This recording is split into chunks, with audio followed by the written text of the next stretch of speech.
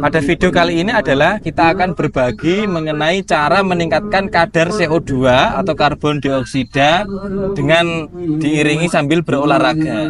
Ketika kadar CO2 di dalam tubuh kita itu meningkat, jadi kita tingkatkan dengan sengaja gitu, itu akan membuat kita jadi lebih tahan terhadap stres, jadi gak gampang stres.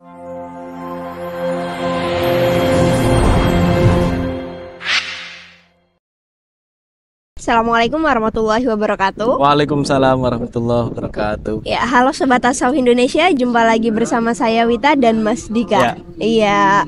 Nah, gimana nih Mas? Kita sekarang ada di tempat yang gak biasanya nih, ya, ada kita di ada di alam terbuka, di outdoor ya. Kira-kira bakal ada apa nih Mas?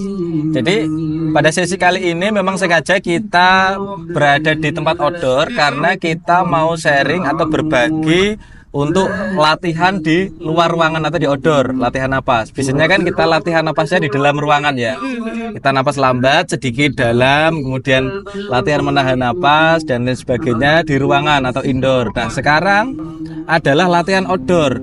Jadi ketika teman-teman sedang olahraga nih misalnya jalan kaki atau sedang jogging, nah bisa dikolaborasikan dengan latihan napas. Fungsinya untuk apa? Untuk mengoptimalkan olahraga yang sedang dilakukan gitu. Nah, sebenarnya ada beberapa fungsi. Nah, yang utama pada video kali ini adalah kita akan berbagi mengenai cara meningkatkan kadar CO2 atau karbon dioksida dengan diiringi sambil berolahraga. Nah, kita ketahui sebenarnya di video-video yang sudah lalu kita sudah jelaskan bahwa ketika kadar CO2 di dalam tubuh kita itu meningkat, jadi kita tingkatkan dengan sengaja gitu, itu akan membuat kita jadi lebih tahan terhadap stres, jadi gak gampang stres. Gak gampang stres. Kemudian yang kedua, ketika latihan meningkatkan kadar CO2 ini diterapkan, itu juga dapat digunakan sebagai pengendali gula darah, untuk mengendalikan gula darah. Kemudian ada banyak lagi manfaatnya, terutama untuk metabolik kita. Jadi metabolik kita nanti akan menjadi lebih optimal. Maka nanti efeknya adalah problem-problem yang terkait dengan metabolik, misalnya kolesterol, trigliserid, asam urat dan lain sebagainya, nanti insya Allah akan membaik dengan latihan ini. Oke.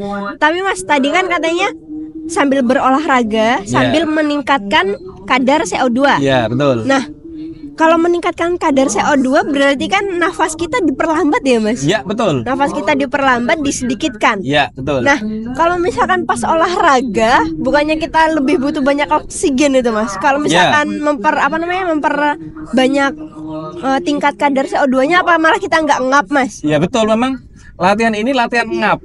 Jadi latihan, kalau saya sebutnya secara gampang gini teman-teman, latihan ini adalah latihan membuat tubuh kita stres. Oh, ya memang. Jadi sengaja tubuh kita itu dibuat stres supaya apa? Supaya lebih mudah beradaptasi. Jadi supaya tubuh kita lebih mudah beradaptasi. Makanya latihan ini silakan teman-teman, kalau ada pendamping akan lebih baik ya, pendamping napas. Tapi kalau tidak ada, dilakukan sendiri insya Allah aman, karena kita akan berbagi yang mudah ya, yang mudah diterapkan untuk orang umum, dan dosisnya juga tidak berat-berat banget gitu. Jadi bisa diterapkan oleh siapapun, kecuali memang untuk teman-teman pemirsa yang memiliki problem-problem khusus, misal problem jantung atau problem pernafasan yang cukup serius. Nah, sebaiknya butuh pendamping. Tapi kalau teman-teman kondisinya fit-fit saja, fine-fine aja, hanya ingin meningkatkan kemampuan tubuhnya, nah silakan bisa praktekkan teknik ini. Oke. Tapi kalau dibilang untuk, kan tadi meningkatkan kadar CO2. Ya. Tapi kalau untuk meningkatkan kebugaran jasmani kayak gitu Mas? Ya otomatis. Ini juga nanti akan meningkatkan kebugaran jasmani kita. Oh, bisa gitu ya Mas ya? Iya, betul. Gimana? Mau langsung nih Mas? Oke, siap. Kita langsung latihan ya. Bentuk latihannya apa nih Mas? Nanti kita pertama sambil jalan dulu. Kita latihan jalan. Ya. Kita latihan jalan sambil menahan napas. Langsung aja kita praktek ya. Oh, boleh ya. Baik teman-teman, kali ini kita akan praktek langsung latihan meningkatkan kadar CO2 atau karbon dioksida di dalam tubuh kita ya. Silakan teman-teman praktekkan ya, tonton video ini dengan disimak dengan seksama, dengan betul-betul. Setelah itu baru dipraktekkan ya. Nah, langkah pertama, teman-teman nanti jalan dulu ya. Silakan nanti jalan dulu, jalan beberapa langkah gitu.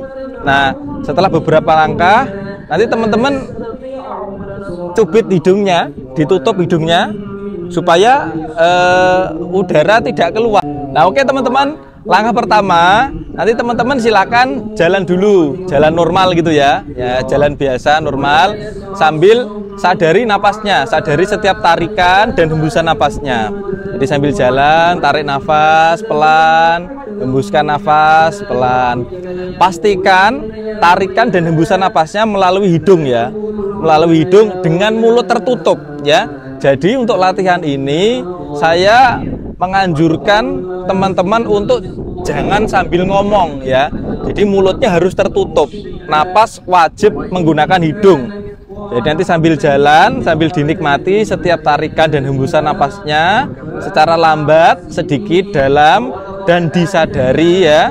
Nah, kemudian nanti setelah dapat 10 langkah, nanti di langkah ke-10 kan teman-teman tarik napas, kemudian hembuskan napas. Setelah itu tahan, ditahan sambil teman-teman lanjutkan jalannya. Nah, teman-teman nanti lanjutkan jalannya kurang lebih juga 10 langkah. Nah, setelah 10 langkah silakan teman-teman bernapas kembali. Nah, untuk menahan napasnya nanti teman-teman boleh sambil dicubit hidungnya atau tidak juga nggak masalah. Yang penting teman-teman tahan napas. Oke, langsung kita praktek ya. Ya, langkah pertama silahkan awali dengan berjalan biasa selama kurang lebih 10 langkah lalu berhenti. Selanjutnya, cubit hidung sambil berjalan kurang lebih 10 langkah agar tidak ada napas yang bocor. Nah, setelah itu lepaskan cubitan pada hidung dan kembali bernapas dengan normal. Nah, itu ya teman-teman, jadi kita sudah latihan ya sambil kita jalan kaki, kemudian kita latihan menahan napas ya. Nah, dengan berlatih itu nanti akan meningkatkan kadar CO2 di dalam tubuh ya. Silakan teman-teman praktekkan ya secara bertahap dan pastinya mulutnya harus tertutup ya supaya kita napasnya lewat hidung. Jadi ini saran ya, kalau teman-teman sedang jogging atau berjalan, sebaiknya atau paling bagus napasnya harus tetap lewat hidung, jangan lewat mulut. Supaya apa? Supaya olahraganya lebih bermanfaat.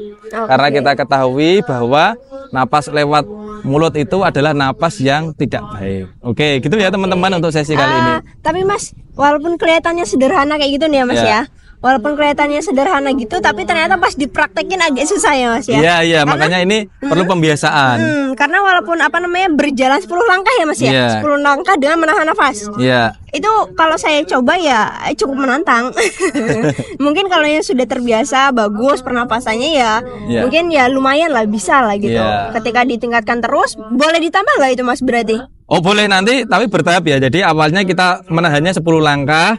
Kalau masih dirasa nyaman nanti bisa ditambahi 5 langkah jadi 15 langkah dan seterusnya gitu, bertahap nanti. Oh gitu ya, gitu teman-teman. Kalau misalkan masih ada yang mau ditanyain, masih ada yang dibingungin, langsung tulis aja di kolom komentar. Insya Allah bakal kami jawab kok, bakal kami jawab bagaimana prakteknya atau apa-apanya yang masih dibingungin. Ya, sekian Mas itu.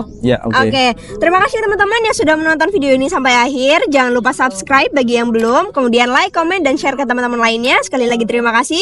Kita akhiri. Wassalamualaikum warahmatullahi wabarakatuh. Waalaikumsalam warahmatullahi wabarakatuh.